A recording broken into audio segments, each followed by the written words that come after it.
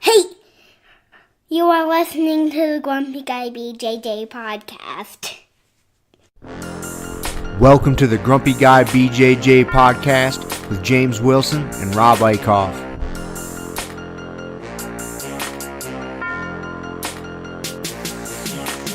Semi-seconds in automatic minutes, finishing to diminish the position that was given risen.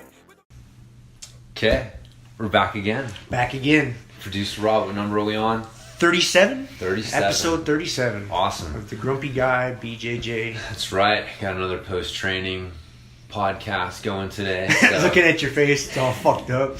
Dude, it feels fucked up. I'm not going to lie. My jaw right here feels pretty good. Yeah, this eye right here. So, we were lamenting the woes of training with Kevin when he's 6 weeks out from Masters Worlds. He told me, he's like, I told Nadia I'm not going to make any mistakes today, and if I do, I'm going to come right back from him hard. And so, yeah, that was pretty much what I was feeling all day long. So, You know, on the positive note, dealing with that and his ultra-aggressive crossface, is that I feel like my jaw is going to be jacked. You know? Like, I'm going to get this big, like, Neanderthal, square-jawed looking. Right, yeah. Now you know why you've been doing all those neck ISOs. Yeah. You didn't know it at the time, but you like somehow sensed that this was coming. Because it was earlier, when we were doing our the butterfly crunch, what we call our Kiele crunch, and you're making the comment, like, this is the anti-crossface. The neck. Yeah, the neck, like, just eat it. Ah. I gotta say, though, my neck's a little tired, a little sore. It's not injured, but there's a little tweak right now, just from Friday night training today. Yeah. Just eating that crossface and not, protecting your neck, just keeping it strong. Oh, yeah. Like it's getting fucking worked. Don't get tired, man. Yeah, it's a little. It's funny. Now you know, man, when you look at those old, like, Greek and Roman statues, like, those dudes had big-ass lats.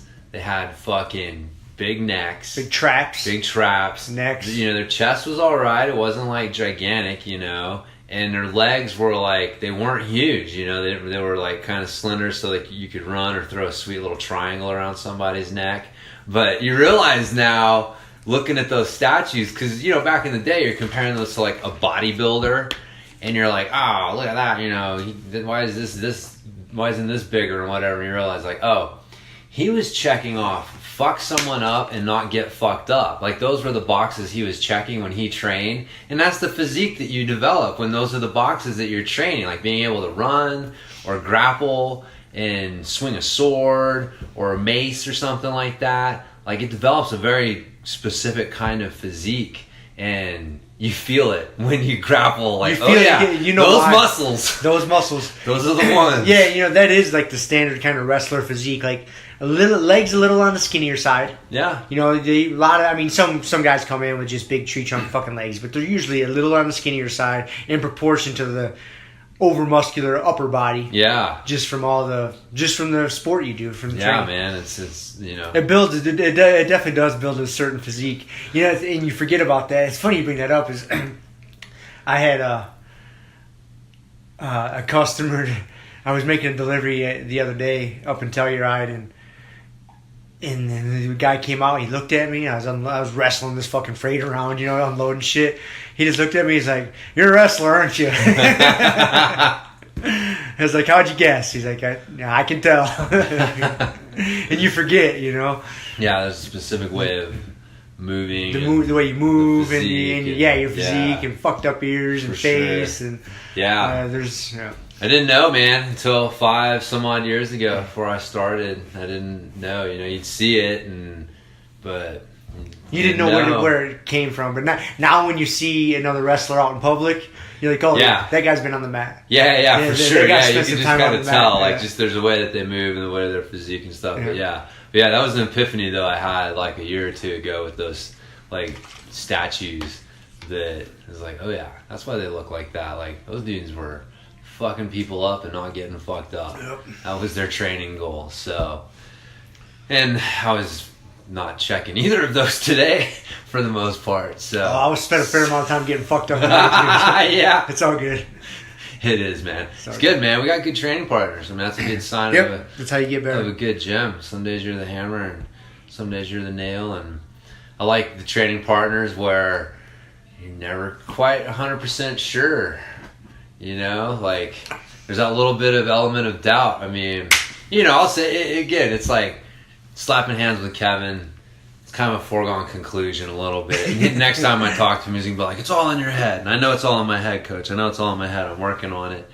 But, you know, we're slapping hands with some new white belt that just doesn't have a whole lot going for him in the first place. And, again, foregone conclusion. But, you know, like Brazilian Nick, man, when I slap hands with him, it's an interesting puzzle. It's an interesting conundrum, you know. Things could tip either way, and those are the fucking. And we got a lot of those training partners. We got a lot of those training partners. Yeah, it's like even if you're like 90+%, you know what's gonna happen. Like you make a mistake, sleep, man. Yeah, you make a mistake, and then in their strength, in their area of strength, and you make a mistake, they'll make you pay. You'll pay. Make you pay. We got and all our training partners are getting better. Every fucking day, every week, man. Yeah. You know, and you see it. And if you don't see them for a week or two, just because you're missing training sessions, they're coming certain days, you're coming others, and then you train together, and you forget like, oh yeah, like this fucker's sharp in this area, he's sharp in here. You know, it's funny you talk about Brazilian Nick. Him and I hadn't wrestled together for a while, just missed each other in the gym, and we wrestled against each other, for the first time in a while, a couple weeks back. And you forget, because you're like, oh yeah, and but then you realize where he's gotten better. Like, oh fuck, he got a little bit better here. He's got some new tricks up his sleeve. Yeah. It's funny, man. I remember because when you start your progress, we've talked about this so many times, right? Like your progress is these huge leaps and bounds. And the reality is even someone who's better than you, like you're making progress faster than they are. Yep. You're gaining on them, and it may not seem like it, but you are, right? And so they're like trying to make progress because they know, like, man, the long game. Like, if I don't keep making progress, like, eventually things can catching up. Everybody's catching up, and I remember seeing that myself. As a white belt, blue belt, and all that, like people that were just smashing me. Hey, not so bad, and more of a fight, and you see that because I still remember Nick when he was a white belt and new blue belt, still a no stripe blue belt, he's a one stripe blue belt now. Anyways, which just speaks to our how our coach just makes sure no one's over promoted in our gym. Might need one or two more stripes on that belt, but anyways, it'd make me feel better about myself. That's all it is. That's all it is, man. That's all. I'm lobbying for my own ego here, Coach. That's all it is. But yeah, man, I remember him. He's an athletic kid and young, and so always kind of had those things going. But dude, I remember when he was not a fucking issue to deal with at all because he did not know what was going on. Blah blah blah, and then he starts getting a little bit better and. Yeah, like he's that dude who is, all of a sudden you look over in your rearview mirror and you're like, holy fuck, dude, that guy's he's right there. Yeah, objects in your mirror may be closer than they appear kind of thing. And it's cool to see, like, that's the thing, like if everyone realized, like, that you don't realize it when you're early on, but you are like making progress and you're catching up and you just stick with it and there comes like a tipping point. Where you really start to realize, like, holy fuck, like I am making legitimate progress, and it ain't right after you get promoted to blue belt, So that again, it kind of speaks to that blue belt blues where people kind of drop off because they get that first like rude awakening of like, oh wait a minute, like there was a whole world really that people were kind of taking it easy on me or whatever. And, but yeah, you keep going, man. And you are making progress, and your progress is bigger leaps, like, than the people who've been training, like, a lot longer than you.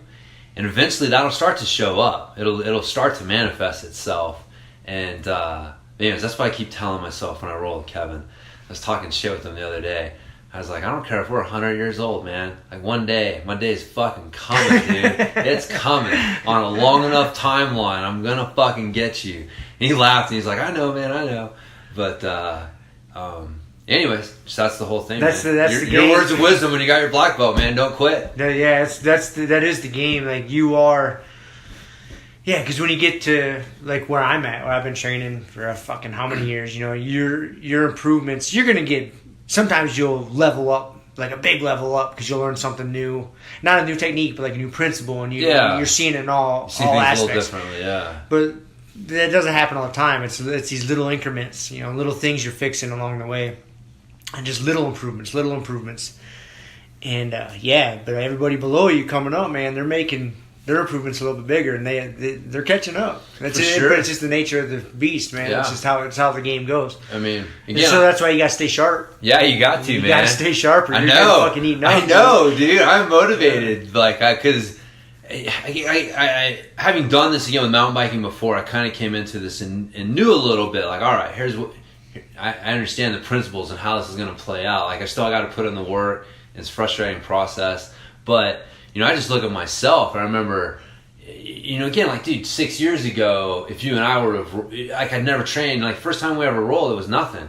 And now we roll and you know, I'd say like 99% there's a foregone, but every once in a while I'm able to force a fucking interesting situation or whatever. And Well, I know there's certain positions to where if I fuck up, right. you know, and it's like. So, but that's what, so like in 6 years, I've gone from no threat at all to a credible threat. Incredible threat. You gotta watch it, you know. Yeah. And that's just a testament. It's not that you know you're still working out, but it's just a testament to like my progress. Now, for me to make that, you know, to get that final 10%, you know what I mean? Like it's gonna get harder and harder. Like I know that like my progress is not gonna be as big a leaps. So so.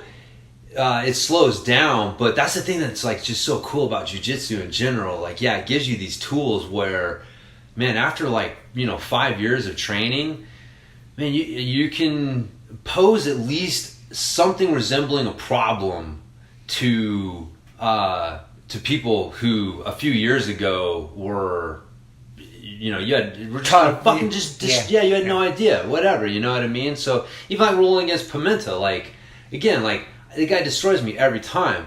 But whereas before, you know, when I first started, it would have been like 10 seconds. Like maybe I can make it be 15.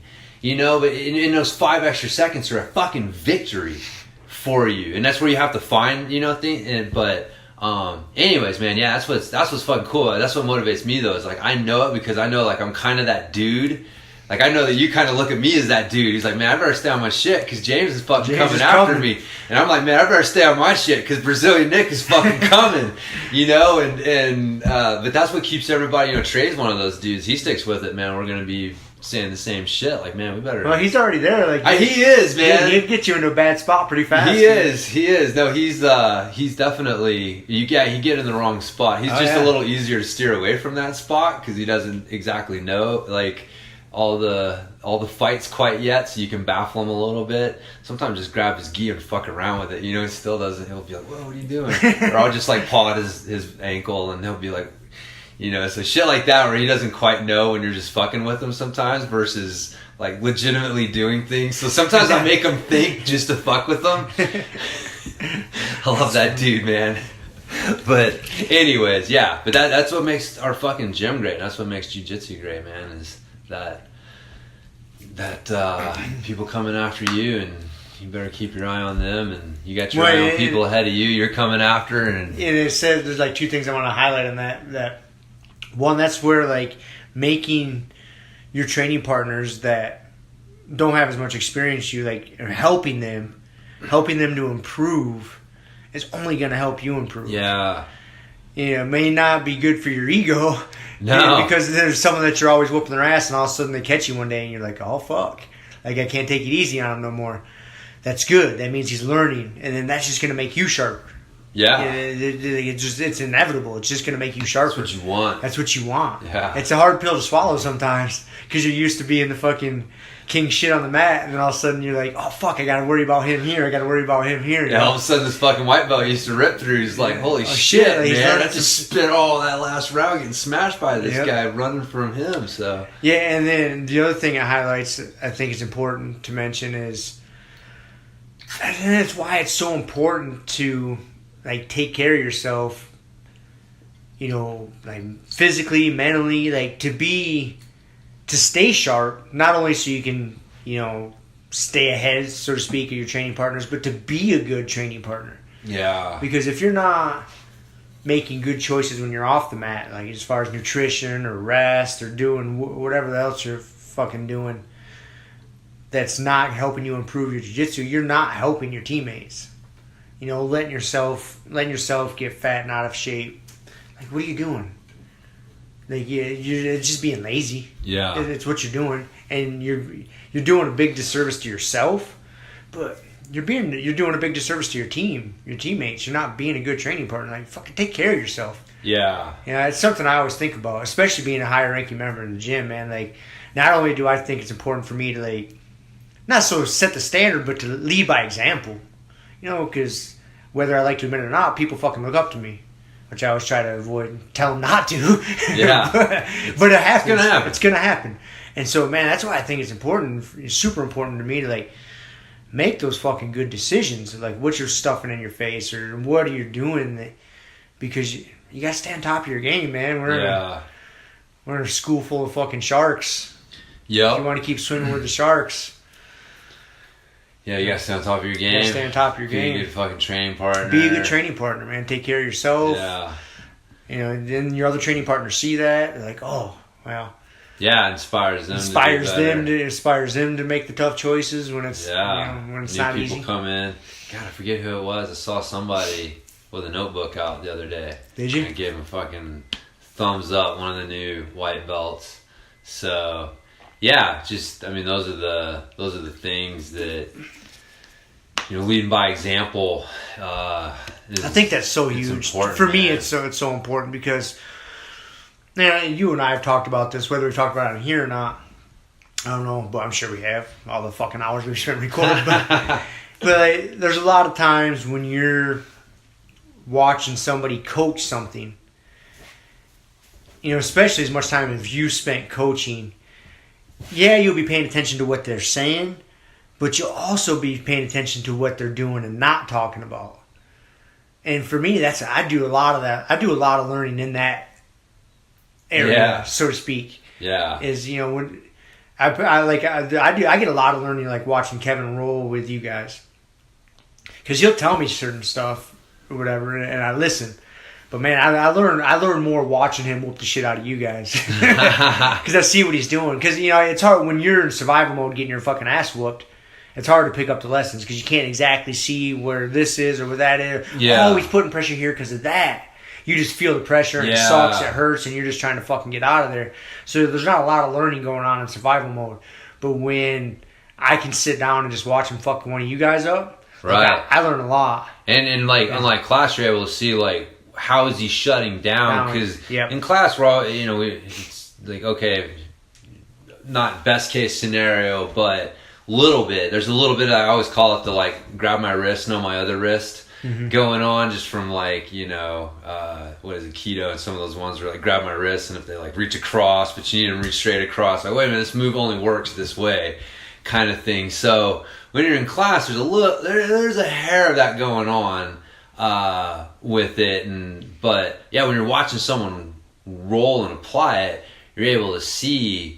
Dude, I remember watching Pimenta mount Kevin, and I mean, I learned so much from watching him do that, and I've never seen it, like, what exactly he did taught. You know, he never vocalized it, but the way he was defending what Kevin was doing as he was mounting him was like, oh, like, okay, that's, but yeah, exactly what you're saying, man. Like, watching people, and it's not always what they're saying, because sometimes they don't know. exactly those things. So yeah, you got to watch for those little details. There's a ton of little details. You know? So just, you know, on that note, man, when you're sitting back and if you're taking a round off, which shame on you if you are, but it happens. It happens. Maybe there's an odd man out. Yeah, we'll just say that.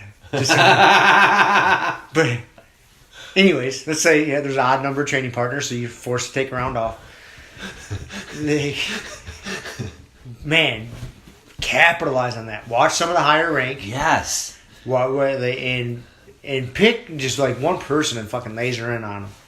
You know, like don't get distracted by fucking bullshit, or just like watch them and seeing what they're doing in this position. Like if you're having a position that you're getting stuck in or you're getting fucked up in, hopefully they'll get there and you can see like, oh, that's it. That's the control point I was missing. Or there, oh, that's the hole. There's a hole right there. He's not seeing it. You know, man, there's... Yeah. Lately, I've been focusing more on that, and I've been fucking learning a lot. Yeah. No, for sure, man. There's definitely a lot. I think there's a ton there, man. There's so much that people are... they just want to be spoon-fed their jiu-jitsu. And it's like, man, that's not going to last very long. Like, after the first 6 months, you know, maybe a year, like, you better start learning how to feed yourself a little bit. And that's definitely part of the process, is watching higher belts roll and trying to figure out what you're seeing. What you're seeing, yeah, because, I mean, I'll even notice, like, when I teach somebody a move, and then I'm doing it live, there's little intricacies going on that I'm doing it when I'm doing it live that are just, it's for me to verbalize it all when I'm teaching the technique. It gets too convoluted. You know what I mean? There's too much fucking fluff. I'm giving you way too many details. You know, when I'm teaching a move, I always break moves down into 4 steps, basically. Yeah. Like, hey, here's step 1, 2, 3, and 4. And they're big macro muscle movements, you know, and not these little fine motor skills. There's big gross motor skills movements usually. And so, because if I was to take the time to explain every little fucking intricacy, like my ball of my foot's here, I got about 30% of my weight here, unless he moves here, like there's too much going on. Yeah, people can't think that way either. People can't think that. And 3 to 5 things max. That max. Yeah. And if I was to try to explain all that, like there's too much information Yep. coming at you. So you take those big things that are being taught to you, and those are super important. That's why they're being taught to you. But to spend the time really watching somebody wrestle and why they're doing things, you know, little things, you'll notice, and you'll know, like me and you can watch Kevin fucking somebody up, and we're going to notice completely different things. Right, yeah. Well, what's important to you and what you're focusing on, what I'm focusing on, could be completely fucking different. Yeah. And we're both going to get benefit from that. Yeah. You know, so you got to spend the time doing that. Yeah. You know? Yeah. No, I totally agree. I think that's an undervalued thing. And especially, I mean, early on, you don't know what you're looking at, but the more you look at it, the more it's going to make sense. So watching it when it doesn't make sense so don't worry about that early on. Like, you don't know what you're looking at, it's fine. That's fine. It's fine. It'll just come. Watch and be like, one day be like, oh, you know, there's the move that they hit, but he did something a little different. And it'll slowly make more sense. Yeah. Yeah, for sure. But yeah, it's funny, man, how much of that goes on, because realistically, people, there's just so many little things. Because like you said, like, you know, it's funny you hit on 4, because you know that's the average between 3 and 5. But from a coaching standpoint, when you look at the science, like, that's the reason phone numbers have 7 digits.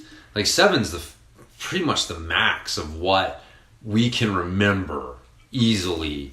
And so, you know, people are like, oh, the 10 points of blah blah blah, and it's like, yeah, it's fucking too many. Like, anything over 3 to 5, and you're gonna lose people. But then within every one of those 3 to 5 points has 3 to 5 points. Oh yeah. And every one of those 3 to 5 points has 3 to 5 points. So you can micro down, and yeah, dude, there's a million details.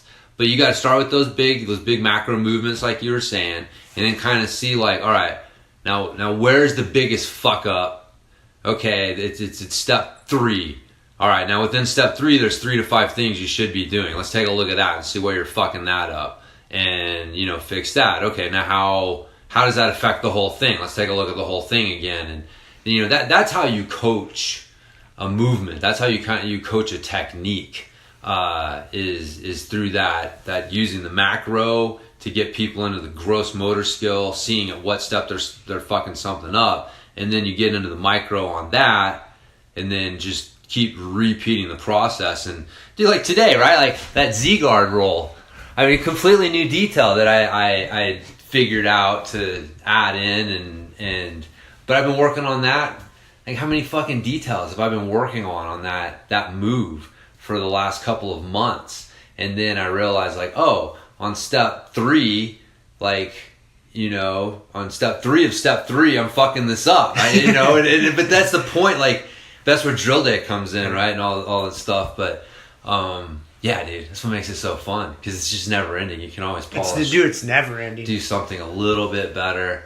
Somebody can do something new to start shutting something down. You got to figure out a way to get around it. Yeah, just when you got a solution to one problem, another problem comes at you. New problems come at you. New problems come at you. Yeah. So there you go. That's jiu-jitsu, man. It is. Shoulders and hips and new problems. That's pretty much it in a nutshell. Never-ending litany of problems, man. Yeah.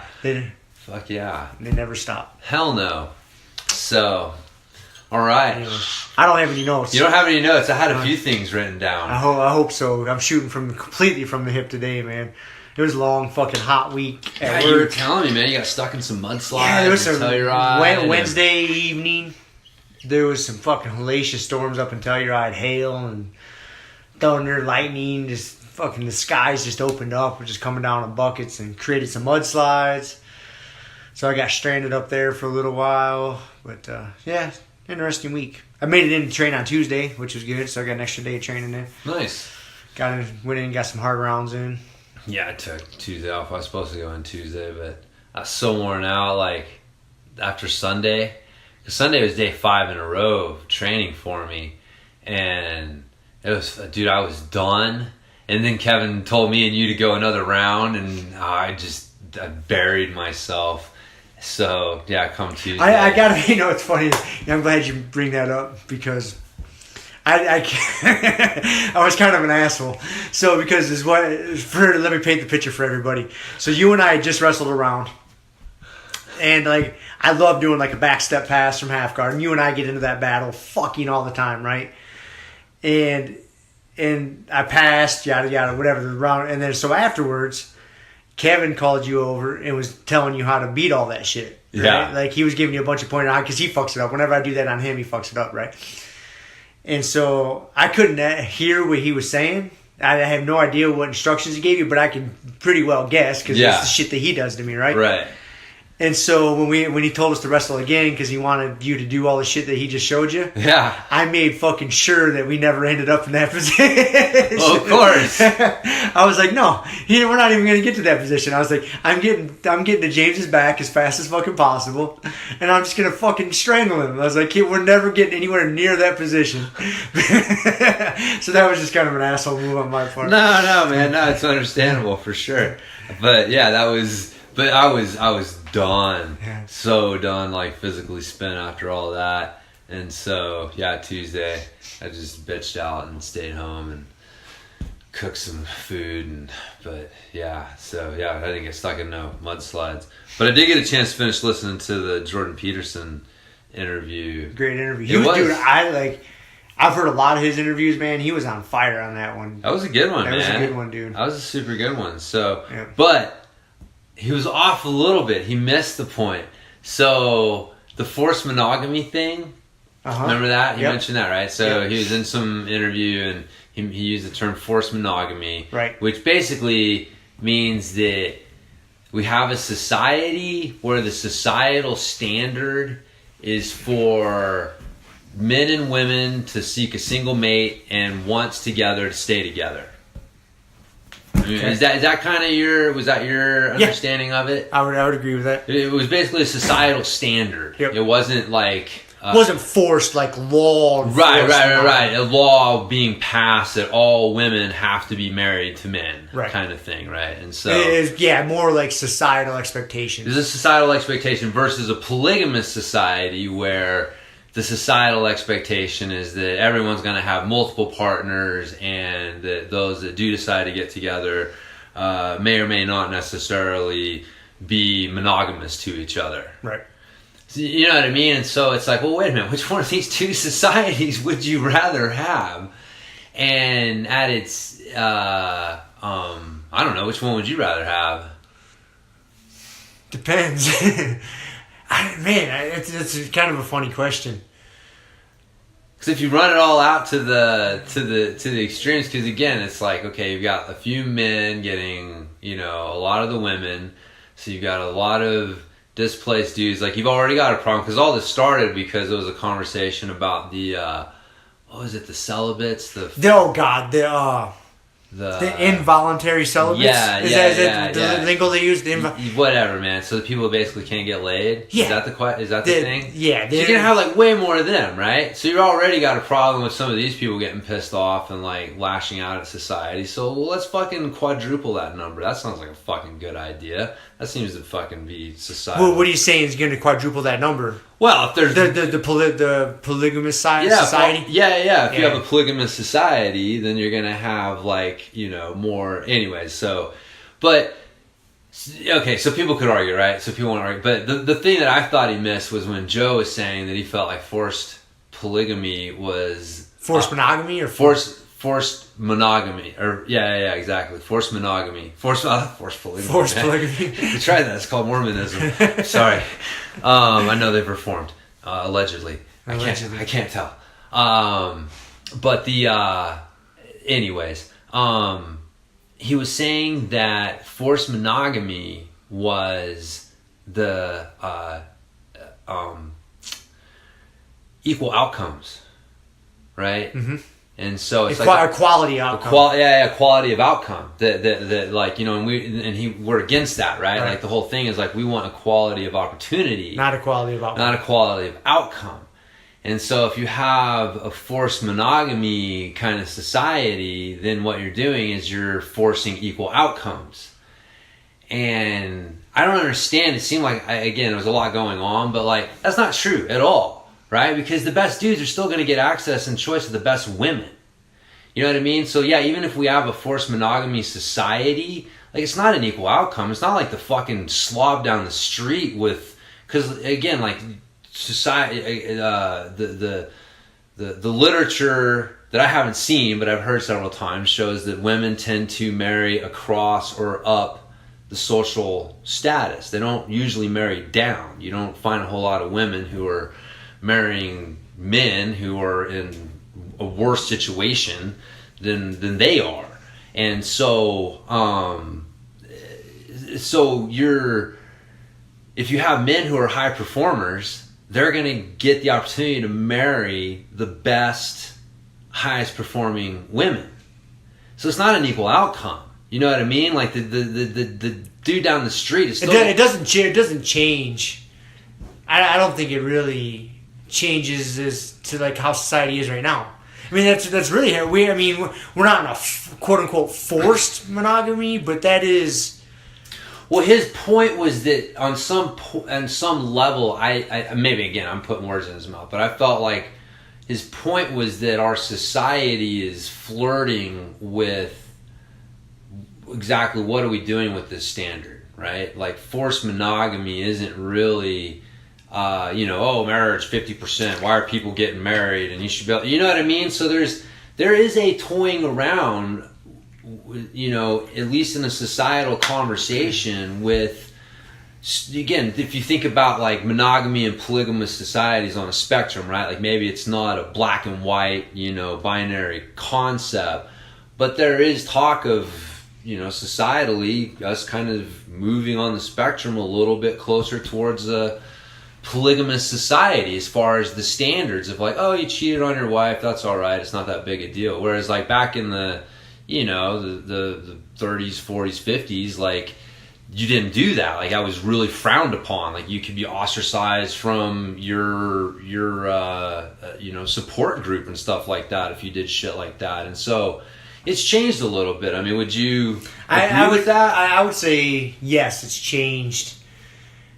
Not that it's I think just we're in a different culture nowadays. Like, people are more accepting. We're more open. Well, yeah, but I'm just saying, so, but if you're talking about a spectrum, you would have to say that the way that we have moved has been closer towards the polygamous society than the monogamous society.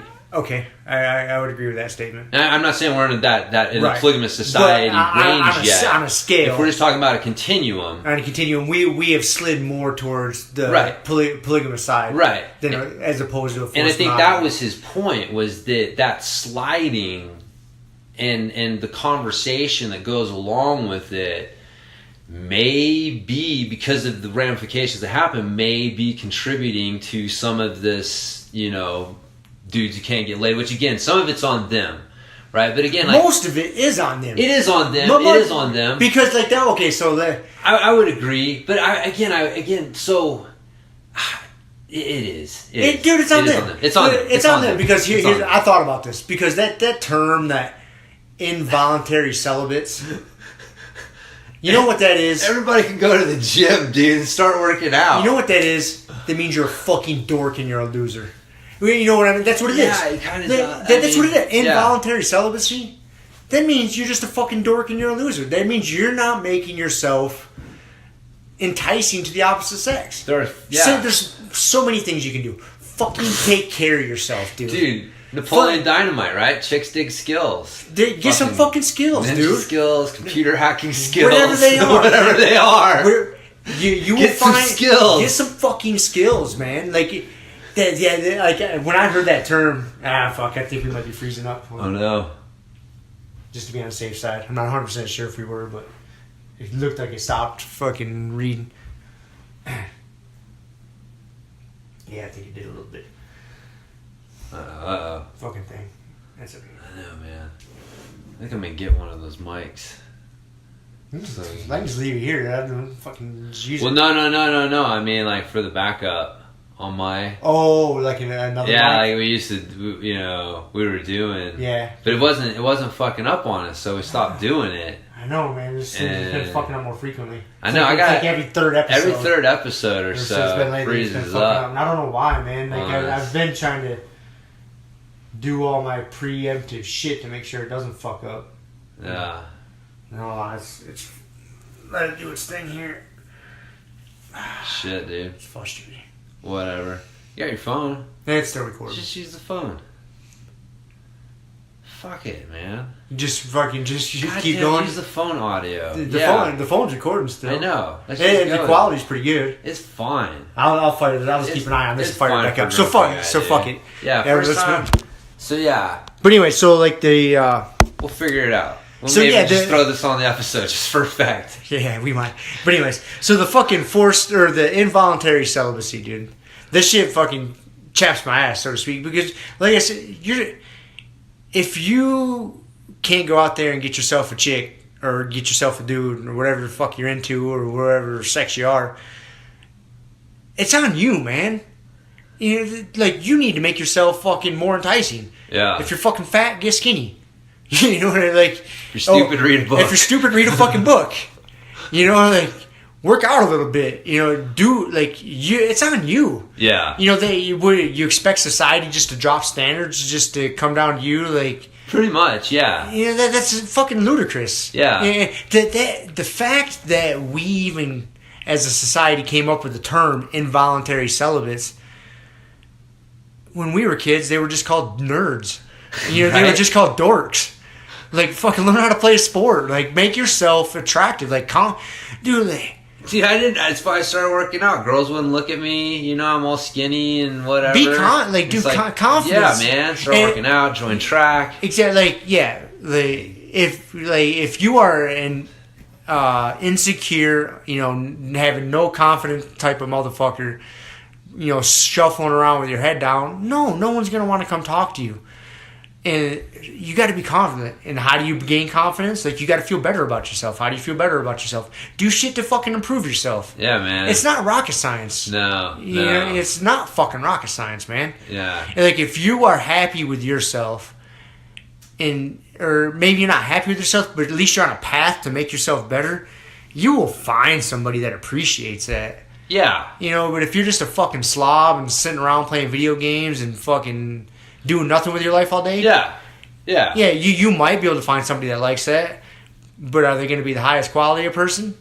No, man. Probably fucking not, the thing, man. too, is, like, there's some ugly motherfuckers that get laid. Fuck yeah, there is. Because, like, they're not, like, they don't care. Like, on some level, like, they really don't care. Like, so I would argue that, you know, so, and this is what pisses people off. Like, we're hardwired a certain way. Like, we have evolutionary preferences. Like, there's a reason we like women that look the way that we do. There's a women that men like men that look the way that they do. There's a reason that women like men who look like they can protect them and provide for them and show that they are like a good provider for them and their kids. And again, you look into it and it all makes, you know, sense.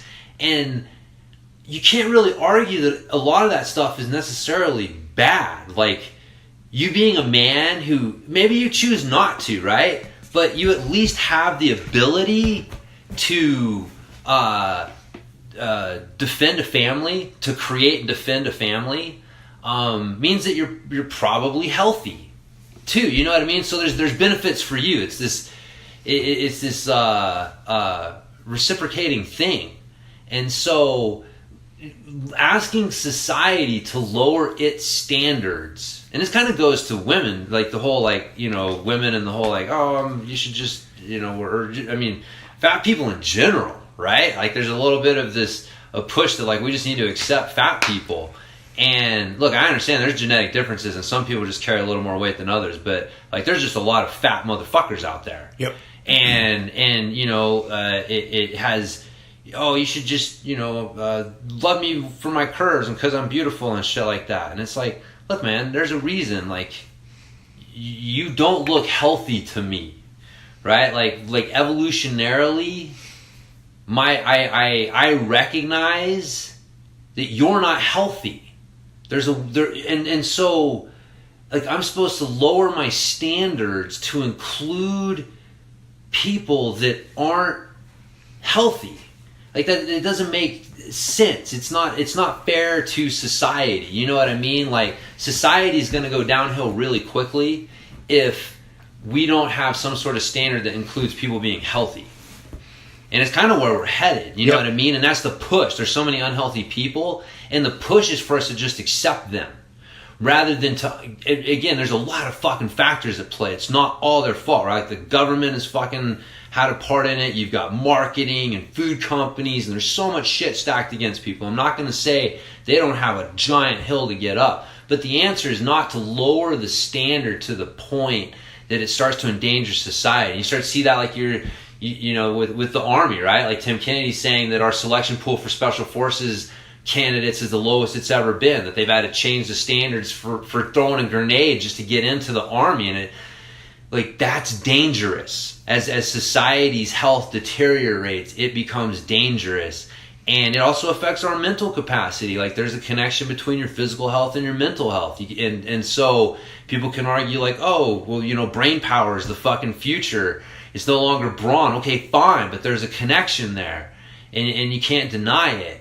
And so asking society to lower its standards to include fat, unhealthy people as attractive mates, it doesn't make sense. It's not a good long-term play. And so the answer is to figure out how we encourage and support those people to raise their standards just back to what used to be considered fucking normal. You know what I mean? Like, we're not even asking people to get to being Viking warriors. No. We're not pointing across the fucking horizon saying, you see that village over there? Take it. We want their shit. Let's go. You know what I mean? So, I don't know. No, I do. I agree a fucking 1,000%. I mean, it all started, it wasn't our generation. They didn't give out participation trophies when we were kids. No. It was just like, as we were getting out of high school, the kids down in elementary and a little bit younger, that was about the age of the Barney generation. We just missed it. Yeah. You know, it was just after us. Like, basically, about the time we were graduating high school, the littler kids down in elementary and shit, they were starting to get the fucking participation trophies. Yeah. And we're starting to see the ramifications of that. Yeah. Where everybody just wants something just for, just for trying. It's that equal outcome. The equal outcome bullshit, man. Like, it's not healthy, dude. No, it's not. It's not fucking healthy. We've talked about that a million times. The whole not keeping score in kids' soccer games. You hear about that going on. Like, what? Like, you sign your kid up for a fucking sport and they don't keep score? Just run around and they just kick the ball out. What the fuck? You know those kids are keeping score. You know they are. They want to win and lose. And you need to know that it sucks to fucking, that feeling of losing sucks. Okay, yeah. You need to know how to channel it. You're like, okay, I lost, that sucks. What can I do to prevent that feeling? Oh, I got to go run some fucking hill sprints. Yeah. Or I got to show up to practice. Like, I got to try harder. It's probably those fucking dudes think that a girlfriend's a participation trophy. Yeah. Like, I showed up, I deserve a girlfriend. No, you don't. Like, no, you don't. No, you don't. No, you lose, you strike out, and then guess what happens? You fucking go back and you figure out, okay, where was I fucking up? What do I do different?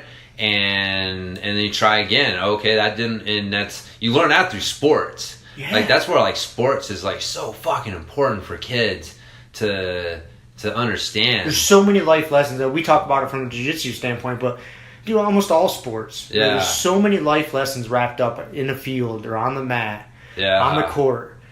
Learning to overcome adversity and the challenges and the highs of winning and the lows of fucking losing when you put everything you had into it, but you still fucking lost. Like if you emptied it, like you left it all on the field, but you still lost. Like there's still like you can have a sense of pride. It sucks to lose, but you tried your fucking best and you just got bested that day. Yeah. But you also know when you didn't try your best. When you didn't. You're like, oh man, like I fucking let off the throttle, or like I didn't show up to all the practices I should have showed up. I skipped this, blah blah.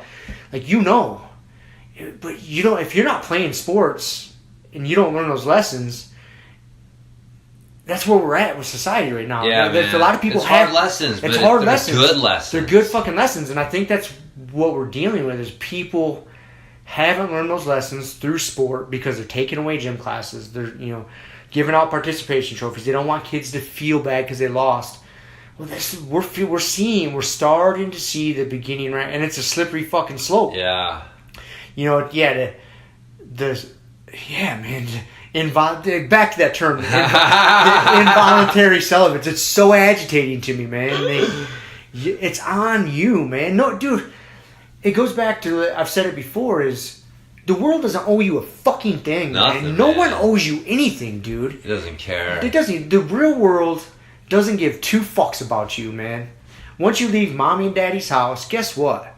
No one fucking cares who you are. No one cares what you've done. No. Like, you have to fucking get it for yourself. You are responsible for yourself. Like, you need to put a roof over your head. You need to put fucking food in your stomach. You can't depend on anybody else for that shit.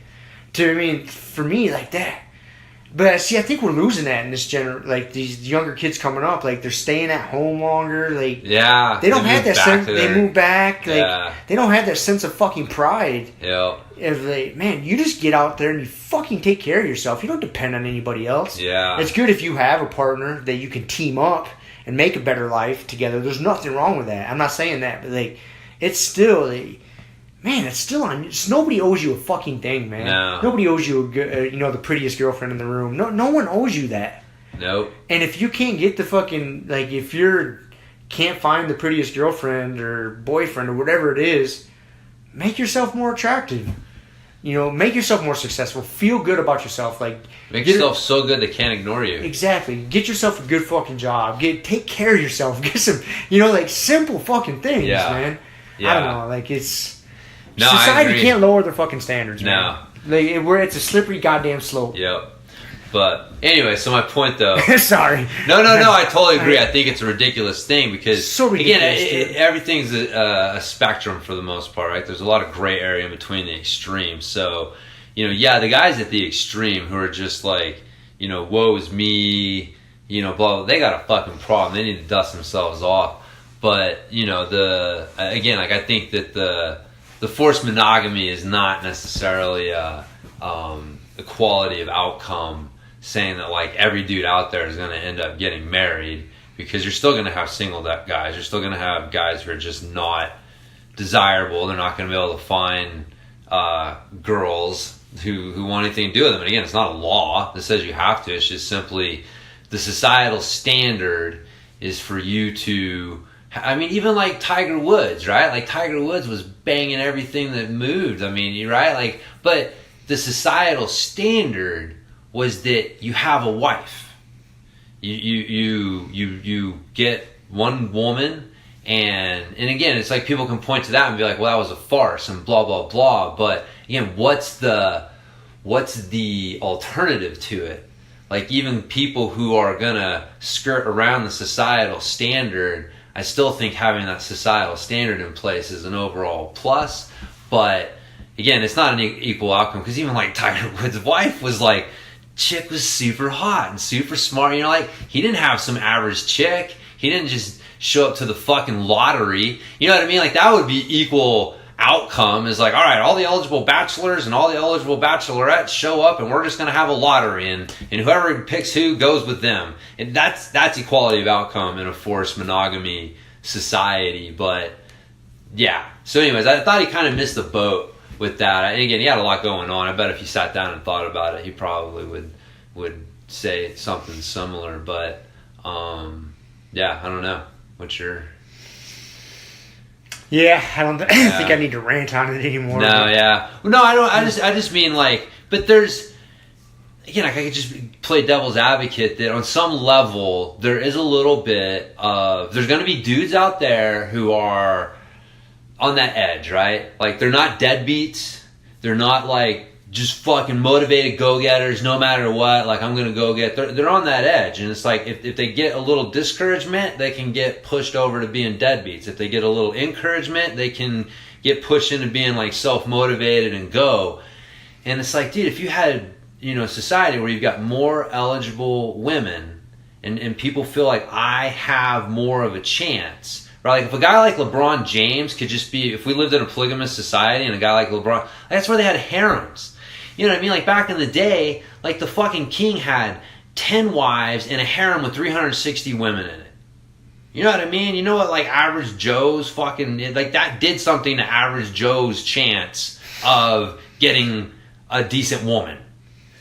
So, you know, but even they tried, because it was a societal standard, right? Like, you procreate. You get a wife and you fucking have kids and you take care of them and whatever. But, but dude, if a guy like LeBron James could just those guys could just be polygamous, like, dude, it would take a decent percentage. Like, they would probably have like 10 wives and 360 girls in the harem, and it would, you know, you get enough of those dudes, and all of a sudden you've got 20% of all the highest eligible bachelorettes, or, you know what I mean? And now you've got way less for these dudes who are on that edge, and they're looking at this going like, well, fuck, like, why am I even trying? I can't compete with that. So they get pushed into being deadbeats, kind of.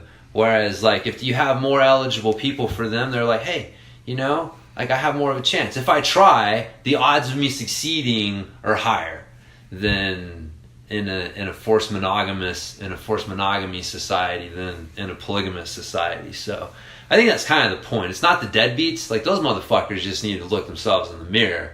It's more just like those guys that could go either way, and a little encouragement. More eligible bachelorettes equals encouragement. Tends to be good. So. Agreed. Okay. And if you're on that line, just maybe you just need to drop your standards a little bit. Oh, yes. You know? Yes. Maybe you just got to drop your standards and That's right, man. That is right. So, doing the world a little good. Yeah. Yeah. Maybe. So. Maybe. Anyways, there you go. I was gonna say some more horrible shit, but I'll just leave it right there. No, dude, I'm with you, man. I'm definitely, I think, you know, dude, fucking hit the gym. Do a little workout. Hit the fucking gym, man. Just build some self-confidence. God, yeah. It helps. That goes a long goddamn ways, man. Yep. Oh, yeah. So, all right, I got one more, like, kind of thing on the Jordan Peterson. Well, actually, there's two more, but Sweet. One more, like, kind of philosophy thing, which I think is kind of interesting because he was talking about how, like, people get squeamish when you start talking about different standards for the different sexes.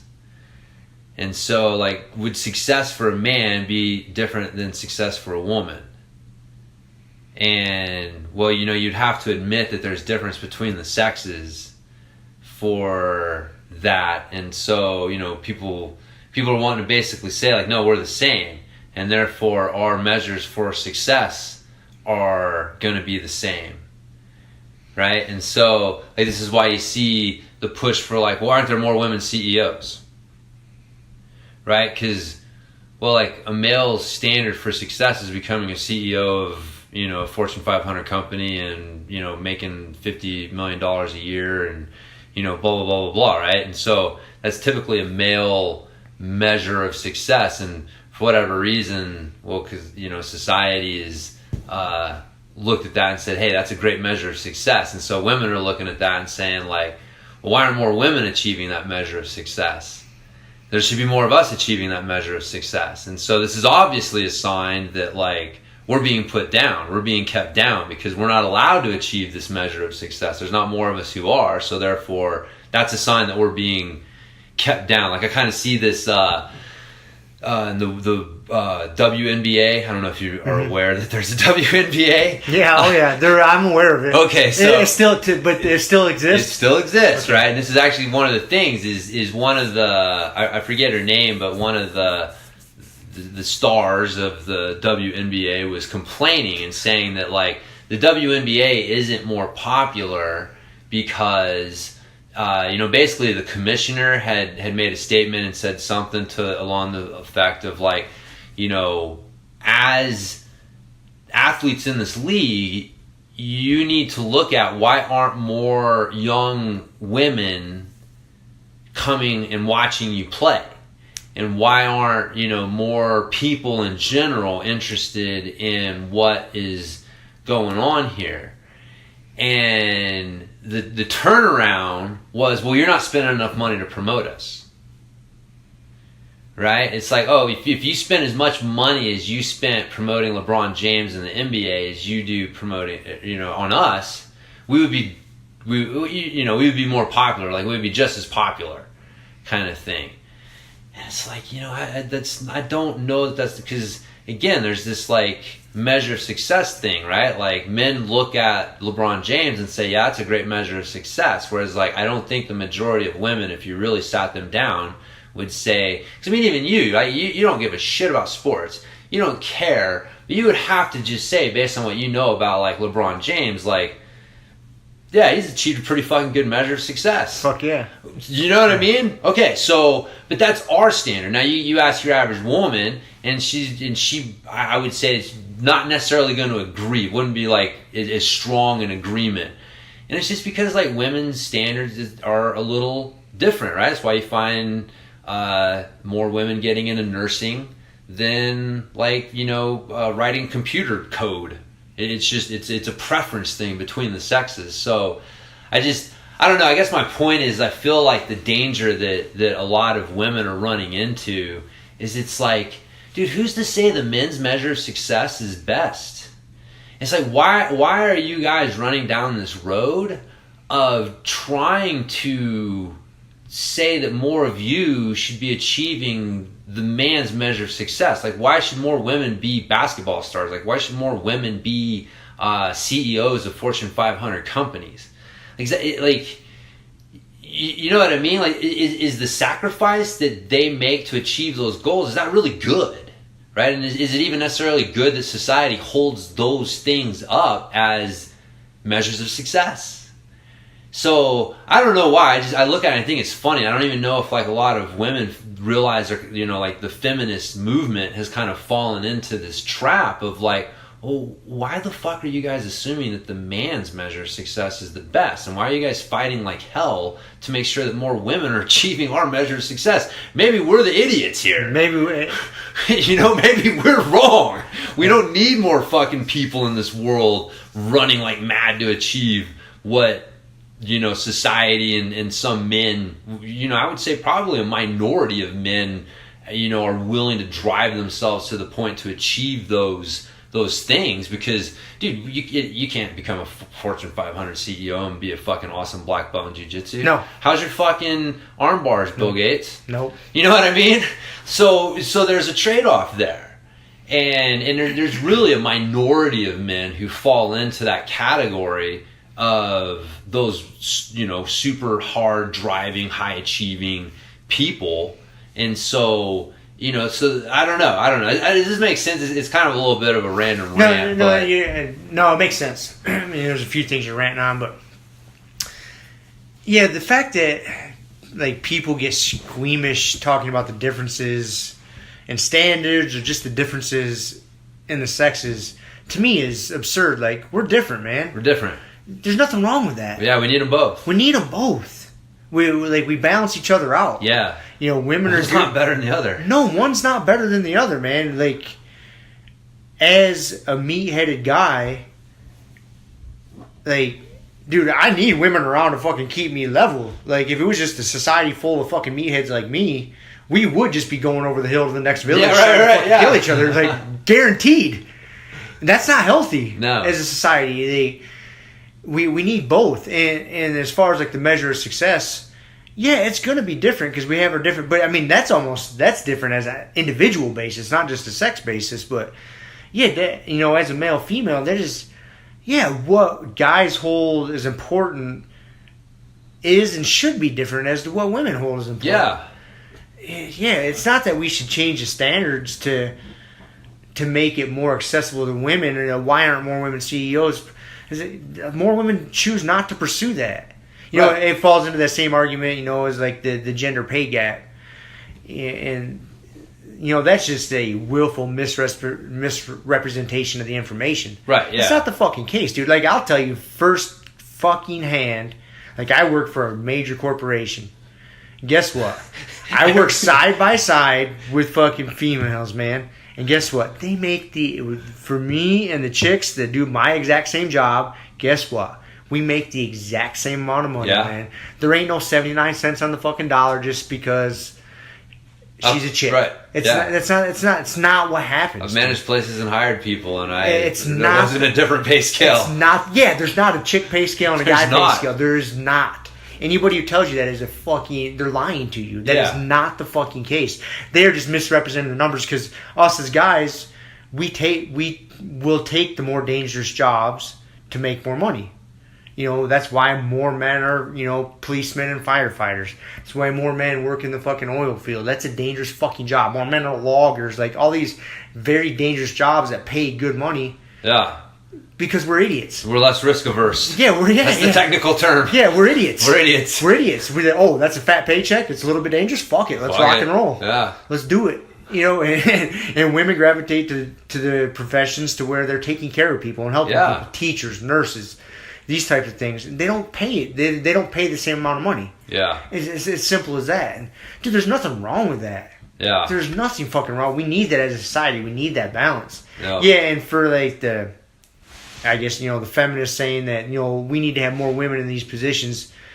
It's not that they don't have the opportunity for it. Just by and large, just women aren't choosing to go that route. Yeah. There's not as many candidates. There's just not as many candidates, man. And I don't believe in, like, lowering standards. No, we can't lower the fucking standards. In order to raise the candidate pool. No. Is the answer. Again, you get back to like the slippery, because once you start doing that, that's a slippery fucking slope. Yeah. Well, look at what some of those colleges are doing on the other side, like to go the other way with it. You know, because a lot of Asians are fucking smart. I mean, I guess you can say that's being racist or whatever. Right. Yeah. I've heard of this. Yeah. A lot of Asians are super fucking smart, man. They get brought up in a culture to where they're meant to fucking work hard. Yeah. Like, you study your fucking ass off. You get the grades.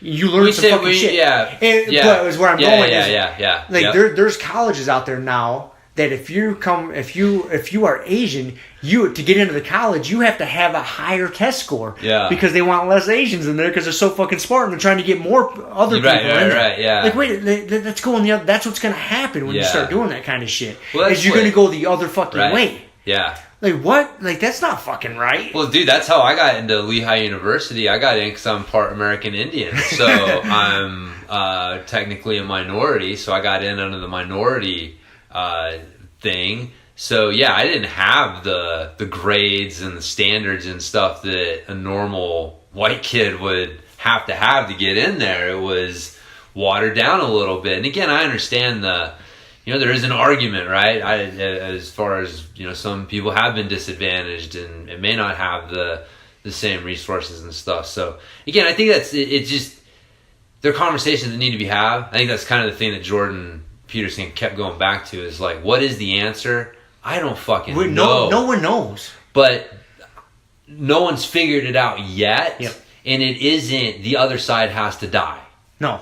You know what I mean? We're not on, like, we've said it before, we're not on separate teams here, man. We want the best for everybody. Yeah. And so, you have an idea what's best for us as people, team people. I have an idea what's best for us as team people. We need to be able to have a conversation about that. And then we just need to come to an agreement, like, oh, let's try this. And then in 6 months from now, let's sit down and have another talk.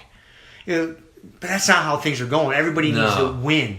They need to be on Team Red and Team Blue. And, Team Red needs to win, Team Blue needs to fucking die. No, man. We are Team all... Vegan and Team Carnivore die. Yeah, dude, no. We are all the same. We're team people, man. Yeah. And, dude, I say that, it's something I'm working on myself, is try to be, less judgmental of people. Because I'm a judgmental motherfucker, man. Yeah. I know this about myself.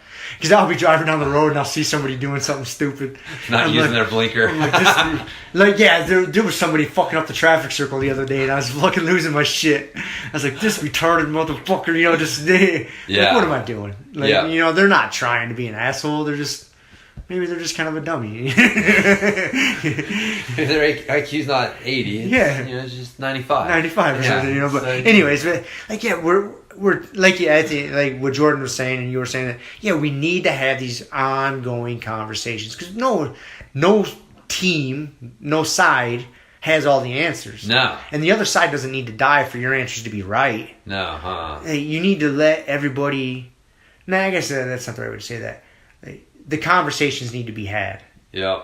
And to sort those ideas out, to see what's best. And you're not gonna, when you're just fucking trying to skewer the other side with your ideas, and shut them down. That's not a winning for team people as a whole, man. Those conversations are important. But I think we're going this way as a society with these long-form conversations and recording them in these podcasts. People are listening to these things. And I think more and more people are starting to understand that. It's not black and white. Most of the world and the life we live in is in that gray area. Yeah. There's not a lot of black and white, man. No. There's not. No. And I think as a society it's shifting that way. People are understanding that. But there's still a lot of knuckleheads out there that living in that black and white world, like these, like a Team Vegan or Team Paleo or whatever. Yeah, what makes people comfortable? If you can identify, and it's like us versus them, we're wired that way. Yeah. It's how we're wired. We want, there's anything that's different is potentially dangerous, and so you get wired to fucking latch on to stuff and not really necessarily think it through. And that's where people, it's allowing other people to do your thinking. It's the group think. Yep. That gets people in trouble. It's like Mark Twain said, when you find yourself on the side of the majority, it's time to check your position. And sometimes they're right, sometimes they're not. But I don't, man, it's funny. I can't, again, looking back on history, I don't know that it's necessarily gonna ever change. I don't know if it's ever going to be different. I think that the best we can do is try to keep it under control.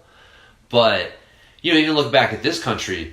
I mean, back in the day, they had freaking fistfights on the floor of Congress. I mean, they had one president. I forget who it was. You ever watch Drunk History? Mm-hmm. So I forget who it was. One presidential candidate ran a newspaper story that the other presidential candidate had died. I didn't see that. Right? So, this is the late 1700s, early 1800s or whatever, where, you can't, it's tough to fact check this shit. And so, but, the stories ran and it affected the election. Dude, that is awesome. But you know what I mean? Right. So, they used to say nasty, nasty, nasty shit. And, and so this idea of this civilized past that we've gotten away from, I don't know that it's necessarily actually true. So who has the idea that we had a civilized past, though? Why do you say that? I don't think anybody thinks that, right? Well, but I mean, just everyone's like, oh, where we're going. And it's like, with the us versus them and the, our team versus their team, or, red and white or red and blue thing. And it's, the only thing that pulls us out of that is war. When we come together, yeah, in the shitty times. Yeah, because again, I think there's probably a little bit of a hangover from the first two world wars, was definitely like pulled this country together in ways that really were unprecedented. And then you had the generations from that are looking and remembering, like, man, you remember when everybody had their own victory garden and we were all pulling together for this and doing that, and everyone was looking out for each other. And so I definitely think that there's times, but the sad thing is what pulls us together? Disaster. And when we don't have disasters, we tend to fucking fracture. And again, like looking back through history, that's just, the Romans fell apart to that. The fucking Greeks and fell apart to that. It's unfortunately, it's something that just has repeated itself. And again, like maybe, like you said, like this new technology will allow some interjunction into the cycle of history. Remember that book we read, the history of, what was that? The short history of everything or whatever. Oh, fuck yeah, I know exactly what you're talking about, but the title's escaping me. Yeah, but you know what I mean, though. But like the idea is like, man, when you understand the cycles of history, you understand that like really we are at the mercy of forces that are playing such a fucking long game that we can't even wrap our minds around them. And there has to be something revolutionary to like inject itself into that cycle to break it and start something new. So like again, like maybe again, like these long form conversations, the technology, it's allowing people to communicate more and have these things and get rid of the middlemen and the newspapers and the people who would like control what people thought, getting away from the whole 1984, scenario. Maybe that is it, but I'm just saying that looking back through history, the reality is where we're at today politically is pretty fucking par for the course. Mm-hmm. We're really not that far off from where humans have been in the political cycle for a long time. So I think it's what's different now, and I guess it's more me being optimistic, is what I hope that's different now is, like having these conversations and getting the information out there, that letting people know, like how they're being manipulated or what their tendencies are. Like, it is natural, it is wired in us to want to be part of a tribe and a team. So that's why people, root for sports teams and politicians and, get on Team Trump or Team whatever, Yeah. I think if you make that more prevalent in the forefront of people's minds, they will. I think that's the first step in people realizing, like, oh, I'm just fun. This is normal for me to want to fall into this. So now I can see the flaws of it. Yeah. Like, I can't just be on Team Trump. Right. That's not all the answers. I can't just be on Team Republican, Democrat, whatever the case may be. The first step in fixing that fucked up mindset is realizing that, oh, it is a natural thing for us to progress towards that. That's why, like, one of the main reasons why, like, you and I love jiu-jitsu so much. Like, that's our fucking tribe, man. Yeah. Like, being part of it, like that, being part of a tribe, like our jiu-jitsu school, you don't care about any of those other tribes. You're not in a political tribe. We're not in a fucking sports team tribe. You know what I mean? Yeah. Like, we have our fucking tribe.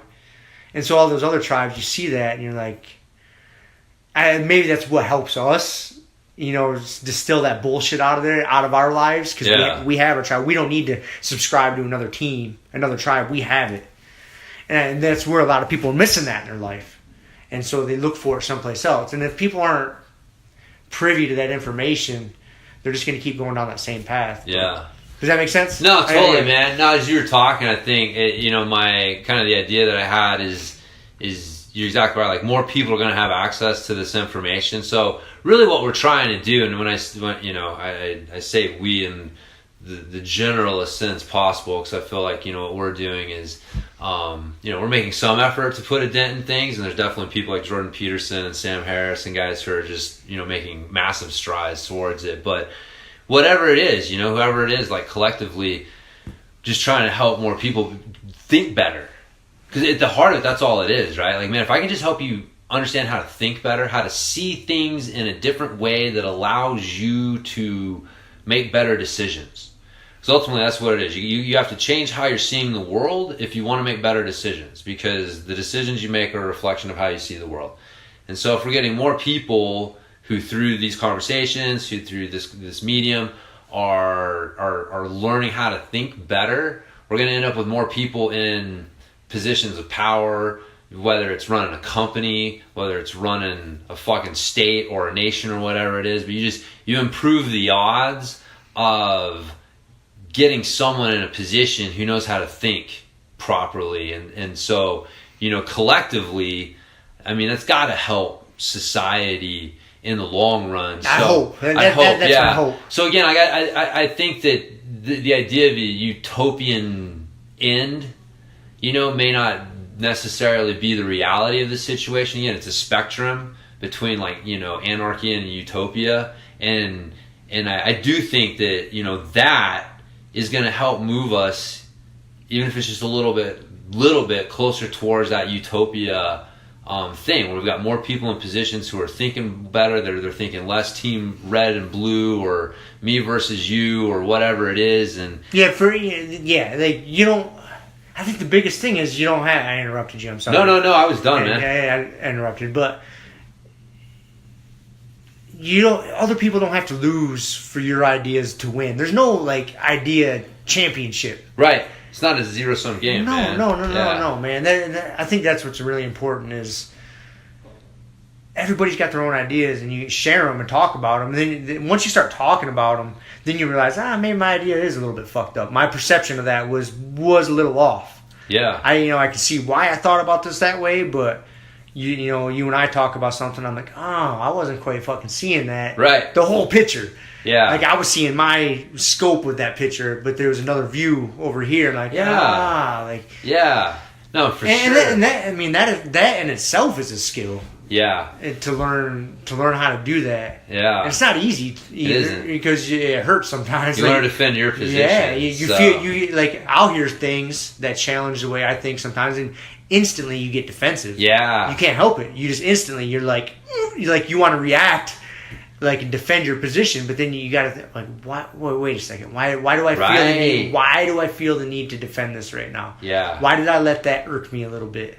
Yeah. And if you just take that second to, like, why did that irk me? Why did that? Is there any reason for me? Was I being personally attacked, or was it? And then usually, if you stop and think about shit like that, you're like, okay, there's no reason for me to defend that. Yeah. Yeah. Or maybe there's something there to listen to. Yeah. But yeah, no, for sure, dude. That's where when you get the opportunity, someone's trying to point out a different way of looking at things that, like, maybe you didn't look at, and you just double down on your own way of looking at it.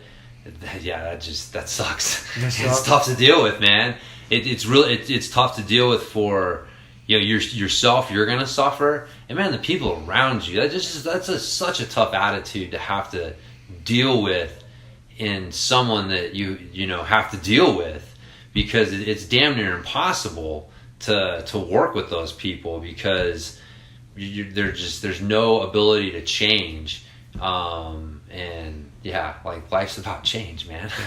Change. You gotta grow, man. Grow. And dude, it's a painful process sometimes, man. For that growth. Usually, that growth doesn't come without a fair amount of pain. Yeah. And so maybe it's swallowing your pride, or realizing your ego was fucking running some of the shit you were saying or doing. Oh, yeah. But it fucking hurts to make that realization sometimes. And dude, I deal with that shit all the fucking time, man. That ego's a motherfucker. It is a motherfucker. It's a motherfucker. It's this little citadel inside of you that, like, that's the hardest thing, man, because it's this little kernel at like the heart of you that, you may give in to 99.9% of, like, okay, I was wrong this way. But that word right there, but I've got this tiny little kernel, this 0.1%, my citadel that my ego lives in, that just, I was right. In this one little way, I know I was right. And dude, that 0.1%, that's like the fucking poop in the ice cream, right? You know what I mean? Like, I don't know if you've ever heard that, but it's like if you get a little fucking little piece of poop in your ice cream, you're throwing all the ice cream out. You know what I mean? Like, all the ice cream is contaminated. Maybe you are. I'll eat around it. Well, but no, I mean, I know what you're saying. You know what I mean? Like, so that if one little piece of poop fell into your ice cream and got mixed in, you're throwing it it's all out. Right. The whole, even if it's 0.1% of the ice cream is poop, fucking, it's all gone. And that the ego is that poop in the ice cream, man. it is. It's that. It can be 0.01%. And whatever acknowledgement, apology, epiphany, whatever you've had is worthless. Yep. Fucking worthless. But dude, it's so hard to open that citadel and kick that motherfucker out. Dude, it's so hard because you can kick it out, but it's coming back in. It will every time. Every time. That's that feeling that you were describing, man. It's fuck, dude. That's him running in the citadel and fucking slamming the door shut. He slams it shut, locks it up. Yep, and there's certain, like subjects or topics or situations in your life to where, that motherfucker's rooted. Yeah. That thing is rooted in hard. and you ain't getting rid of it, dude. Like, you need to be acknowledged or validated or whatever. Like, dude, it's fucking heavy, man. Like, you start getting into certain shit in your life, dude. It's, I don't know, man. I think that's a good way to fucking... This ego is a poop in your ice cream. It is, man. It is. So, no matter how good everything else is, that little bit of poop will ruin it all. So, I was telling Shallow about Mr. Hanky, the Christmas poo. Oh, yeah. And, we got to watch that episode. I think she's 13 now, so I think she's old enough to be able to watch that one. But that one's so funny.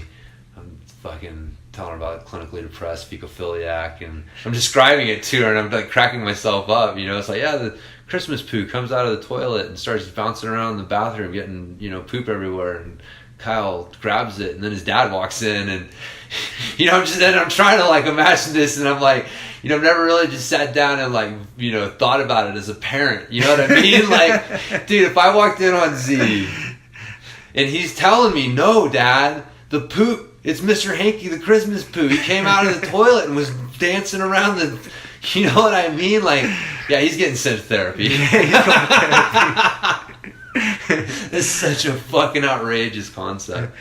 So, speaking of Z, I was saving the story for you. Sweet. Yeah, so our boy, we were at the park the other day, and I turned around, and he is punching another kid.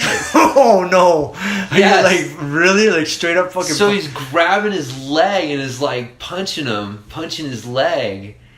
And I didn't see what happened. And I turn around, and, like, Z's, like... Kid, same age? No, he's a little bit bigger. Not, like, super bigger, but bigger, man. So I'd say the kid was probably, like, Z's 5, so this kid was probably, like, 7, And man, the kid's like looking at him, like getting, like walking him down, and I'm like, I had to go over and get between them because the kid looked like he was gonna freaking jump on Z and beat the crap out of him. And I grabbed Z and I fucking swatted his butt. And I was like, "What are you doing?" And went over and apologized to the kid who's there with his grandma. And apparently this kid's like he's in anger management class. Oh no. Yes. Oh no. He's man, and I saw the look. I felt so bad for the kid, man. The kid, he like when he got up, he looked the mix of emotions on his face was fucking classic. Like he was so fighting confused. Those demons. Yeah. He was like, what the fuck is going on here? I'm just over here playing with my friends, and this little kid comes over here and grabs my leg and starts, you know what I mean? He was so confused, and you could see he wanted to and he's working through everything, and he's so like, why am I here? What's going on here? Why was he hitting him? Did you find out? So I finally talked to Z, and first I'm like, man, there's no excuse. Like, you're in trouble. There's no excuse for what happened here, and I want to apologize. And luckily the the lady was cool. Because, again, man, in this fucking society, you never know. Right. You get some fucking dickhead, soccer mom, and she's like, oh, my little kid is hurt, and blah, blah, blah. And so, anyways, we got lucky. It was like a normal grandma who was like, well, kids are blah, kids, blah, blah, shit kids are happens. kids, and I apologize to the kid. And so Z's like, he goes, I saw him. I thought he was attacking another kid. They were wrestling. They were just wrestling? Yeah, they were wrestling. Okay. And so he thought that the other kid was like beating him up. And so he went over there and grabbed his leg to try to pull him off and was like punching him. Trying to protect the other kid? Yeah, man. And so I was like, look, man, you can't do that. Because, he got lucky. Like, if I hadn't have been around, When he got throttled. dude, he probably would have gotten throttled. And I was like, dude, what would you have done if that big kid would have jumped on you and started, hitting you? And I don't know. And it's like, dude, you gotta find an adult. Like, if you think that something's going on, you gotta find an adult. And that's just not okay to hit other kids and do that. It's dangerous. It's not all right. Like, you did the bad thing. Like, you attacked a good guy. You didn't realize that they were just playing, but he was a good guy, and you attacked him on accident. So you got to make sure you got that stuff straightened out. So, I did have to tell him, like, look, I'm not going to say there's never an all right time. Like, if there's no adults around and you know that somebody really needs help, like, there are times you're going to have to step in, or you may have to step in. I'm not going to sit here and tell you, like, it's never okay to hit someone or it's never okay to step in. But, dude, it needs to be fucking like 5 steps down your checklist here, not step 1. Step 1. Danger! Ah, boom! I was like, I love that fucking kid's enthusiasm and attitude, but, It's good, his mindset. He's a good fucking kid, man. But it's going to get him into those troubles sometimes. And thankfully, hopefully it's little minor things like that, little minor bumps and bruises. Yeah. That'll teach him those lessons. Hopefully he doesn't, get into a big situation. That's good. That's part of those life lessons. No, man. it's, yeah. And that's good that he's. It's cool that he was like protector mode. I know. Like, even though he was a little off in his judgment, like when he's fucking 5 years old. You know what I mean? know, man. He's protector mode. Like, that kid needed help. Yeah. Well, maybe the other kid kind of deserved a beating. Yeah. You don't, like you say, but again, that's a good lesson for him. Like, okay, I can't just be the hero. Yeah. If dad's around, like dad or mom, I need to get dad or mom or any adult. Yeah, like, get an adult. Yeah, get an adult first. Yeah. But hey, that's good. He'll remember that. No, I know. I was kind of a little proud when I heard that. That's good, like, man. all right. Well, so he wasn't just like I had no idea. You know what I mean? Like, it's so he definitely runs a little hot. Yeah. But for him to like attack another kid, because the only time he's done anything like that was when he was choking out. The kid was Jackson's brother at the gym because he'd taken a seat from. But again, it was kind of protector mode. It was protector mode. It was full protector mode. mode. He had taken a seat from one of the little girls and wouldn't give it back, and Z frickin' locked him up in her rear naked. And so that's when he gets himself in trouble. So again, I'm not gonna lie. There's part of me, the little dad part's like, all right, that's good. I'm proud of that. There's some good things sprinkled in Yeah, there. man. Being a hero, like having that mindset's good, but Yeah, you just gotta temper it, man. From my perspective, like how I was at Z's age, obviously my parents might have a different perspective, but like from what I remember, like, dude, I was a lot like Z.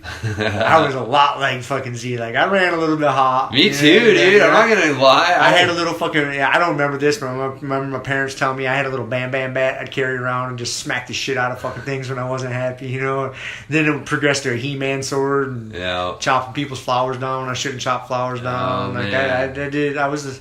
Dude, I've put a few holes in walls and just done stupid shit and the temper and all that. So. And then I remember a couple fights, dude. There's one fight I remember in my neighborhood, especially as a kid. I must have been like 12 years old, getting in that ballpark. All I remember, and it was kind of like a friend of mine, but we were boys and we were out in the backyard playing football. We got into a little disagreement about something, and he shoved my face. Like, instead of just shoving me in the chest, like, he put his hand on my face and shoved my face. This is one. There was a few times in my childhood that I remember this happening, to where like literally like I blacked out. Yeah. I fucking blacked out, and then when reality snapped back to, that kid had a fucking bloody nose and was fucking laying on the ground, and I don't really remember what transpired, man. Like, I just got fucking triggered. Like, him shoving my face, like, zoop, fucking, and I don't remember what happened, man. That's fucking funny, man. I had a few. This one in particular I remember because my little brother was there. Yeah. And I remember him being like, dude, what in the fuck was that? Like, asking me, like, you know, because he was like 8 or 9. He's like, dude, you just fucking went fucking off the rails, man. Like, what? I was like, I don't remember. That's like, funny. I don't remember, so like... Dude, that's weird. I had something similar happen to me once. That's funny you say that, because I've never really, like, you know, mentioned a few times. I've never really talked to anybody, like, about it, or, like, heard anybody else who's had a similar experience, but... It was the same thing, man. I got into, it was a fight. It was funny. It was a big fucking, like, brawl. Like, a bunch of dudes against a bunch of dudes. And, yeah, I just remember fucking the beginning and, like, running out and, you know, heading with my buddy, and fucking classic, like, all right, everybody's just gonna, you know, what was that, what was that old school? The greasers and the socias and shit. Yeah. Or whatever. But yeah, you know what I mean? I kind of felt like it was some shit like that. But yeah, I was like, it was, you know, shit happened, and all of a sudden, next thing I remember is like, you know, time had just, I was blacked out and came to, and it was like, what the fuck happened? And, I actually had like fucking 4 or 5 dudes around, like fucking punching and kicking on me. And then some cop runs over and arrests me. It was such a fucking weird scene. But yeah, that was, I've always like wondered about that. It always kind of weirded me out that like, and people told me too, they're like, oh man, I saw you and you were just fucking going crazy. Going off. Fucking crazy. Yeah, man. And I had like a couple people tell me they saw me and I was like just fucking beating the shit out of people or just like fucking going nuts. And I had no idea. Like to this day, like I've actually thought about wanting to go like do a hypnotherapy session or see something. See if you can remember what happened. See if they can pull it out of me, and it, you know. But then I'm like, oh, it'll probably just be something I made up in my head. You know, how do I know it's really the memory or whatever? But yeah, I'm like really fucking intensely curious, like what happened when that happened. But all right, I feel a little bit better about myself. Dude, there's probably, if I had that one in particular is etched in my memory, and there's like 2 or 3 other times I remember where basically they. Fucking like something would just like some sort of synapses would misfire, and I would literally just see like red. I wouldn't see like, and next thing you know, someone would be pulling me off or pulling somebody off me, and that's when reality kicks back in and people are bleeding, and I'm just either I'm fucked up or somebody else is fucked up, and I have no recollection of what transpired, dude. That's an interesting. That should be a fucking bro science thing, dude. Should find out what that phenomenon's called. It's called being a boy. Being a boy. Being a boy and scrapping out in the neighborhood, dude, man. That's funny. Well, anyway, so there's I was saving that Z story for you. I like that. So, and I got one last thing for you. Sweet. Dude, I think we should try the carnivore diet. I tried it for like 2 days. Did you? You just got bored of it? Yeah, man, it was weird. Like, I really felt like I needed vegetables, man. Yeah? It didn't last, like, I can't remember. It didn't last long. Like, I think it was back in like March or something. I remember when you did it. But dude, it literally lasted a few days, and I was like, dude, this just doesn't seem. I don't know. I'm not game. I will try it after Masters Worlds. Yeah. I don't want to be doing anything crazy on my nutrition right now. Right. Yeah. Going in. I'm still, because I woke up 158 this morning, and I'm still contemplating whether I'm going to go up to the next weight class or drop down. Right. So I don't. Yeah. But I'm game, fuck with it. Dude. If you like come, well, because I was looking. There's an article that On It wrote on it. Okay. Anyway, sorry. Exactly. And they were saying, you know, I guess what that guy Sean Baker is the guy. So I guess I should probably like read some of his shit. Does he have a blog or does he got like much info on it? I think the dude's a little off his rocker. Okay. I'll just put that up there. Yeah, I mean, we've talked about it a little bit. I mean, I think he's a little off his rocker. Yeah. But they were saying that, you know, things like cheese and yogurt, because it's, some dairy, because it is like an animal product, So you can eat some things more than just meat? Yeah. They're saying, like eggs and meat and, but again, like this is where like I don't know, right? This is where things get like fuzzy. So like the pure carnivore diet, you could argue is just meat. But if you're saying that it's a matter of like, hey, if your food at one point, came from a source that walked or, how to parent, then those things kind of fall into that category. And so basically if you're just eliminating vegetables and processed foods, right? Yeah, fruit, vegetables, and processed foods. Fruits, vegetables. Now, I gotta say, I'm really kind of curious about the vegetable thing because, like, yeah, I don't know, man. I don't know. Like, cause it was funny in that On It article because there is an argument because vegetables have chemical defense systems. Right? That's why, like, nightshades, like tomatoes and stuff, some people have adverse reactions to that. Like, they have chemical, they wage chemical warfare, basically. To prevent from being eaten. Right, exactly. And so those things can have an effect on the body. And they brought that up in that article. I forget, the doctor said something about, God, I forget what it was. It was a bad, I'll have to read it. It was a bad analogy, though. It wasn't like the same, wasn't the same thing. But I'm kind of curious about that. If like, is there something in, like, everyone just assumes that we need vegetables. You know what I mean? And it's like, well, where exactly did that come from? And so, I don't know. I'm wondering if maybe if this whole assumption that you need vegetables may be a little misguided. Maybe a little misguided. Because I remember even like Chris Bell, when they were talking with him, he said something about, again, everybody quotes research, and I've never seen any of it. But he said something about, like, the research shows that vegetables are kind of a neutral thing. They're not really that good for you.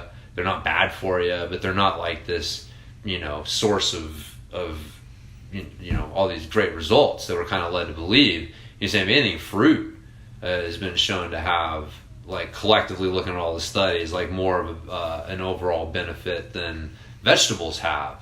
And so, I don't know, just a few little things have just kind of like been kind of falling into place in my mind that have really just kind of got me thinking and wanting to try it out. I'm game to give it a go. We'll do a little research. Yeah. And figure out, like, what we're going to allow. Yeah. In the diet, and shoot for September 1st. Yeah. Let's just do, because Masters World is right at the end of August. Yeah. So let's just shoot for September 1st. We'll do September. Do the whole September. Yeah. The carnivore diet, and just, figure out if we're going to do yogurt, eggs, cheese, whatever. We got a month and a half to do a little research, figure out what we want to do. Yeah, fuck yeah, dude, I'm game. Yeah, I think it'd be interesting. It'd be interesting, to see. Yeah, I'm game. So, fuck yeah. I don't know if it'd be like, because it's really, for me, I don't see myself having a hard time sticking to that. No, dude, my hardest thing is gonna be my wife's bread. Ooh, that sourdough bread's good shit. I told her she may have to take a little September hiatus and not fucking.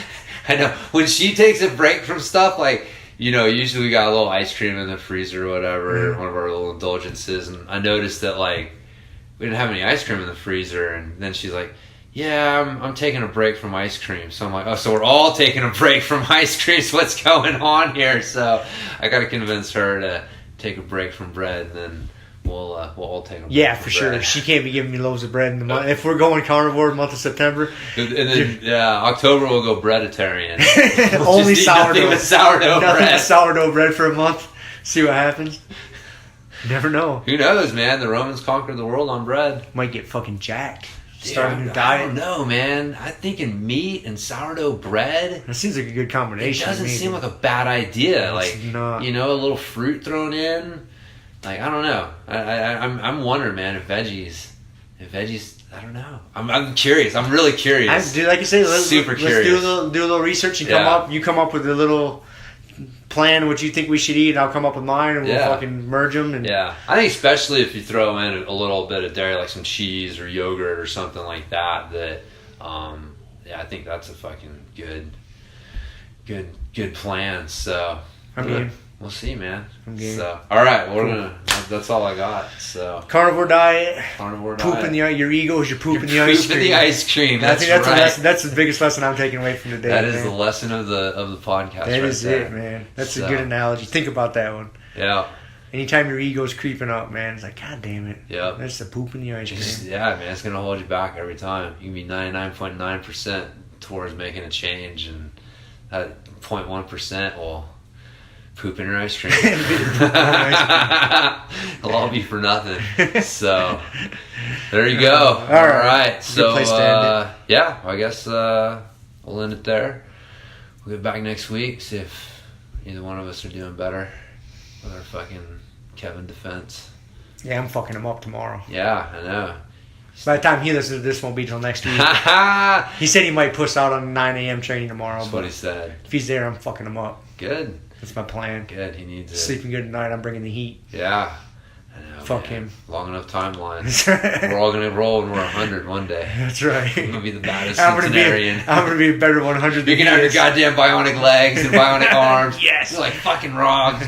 Yes. We'll be doing steroids, mutant. I'll have gene fucking manipulation. You'll have the robot arms. Fuck yeah. Just battling. That's right. All right. Anyways. On that note. Okay, well, it's fun once again. We'll talk to everybody next time. See ya. See ya.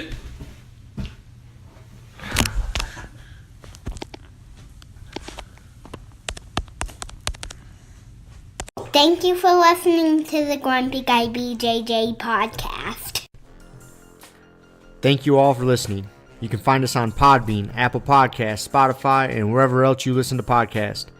Please make sure to subscribe and leave us a review. It really does help and will allow us to keep putting out episodes. If you have any questions, comments, or ideas, hit us up at grumpyguybjj@gmail.com.